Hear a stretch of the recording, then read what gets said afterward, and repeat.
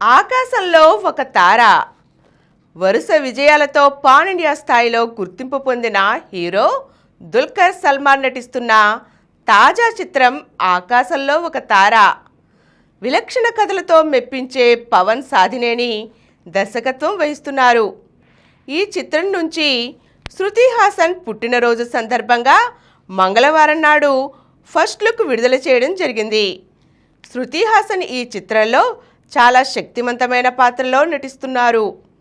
పోస్టర్లో ఆమె కళ్లకు అద్దాలు పెట్టుకొని పెదవులపై సిగరెట్తో సీరియస్గా చూస్తూ కనిపించారు.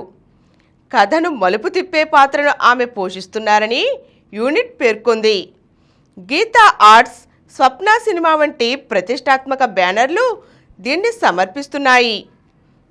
సందీప్ గున్నం, రమ్య గున్నం నిర్మిస్తున్న ఈ చిత్రంలో దుల్కర్ సరసన సాత్విక వీరవల్లి కథానాయికగా పరిచయం అవుతున్నారు.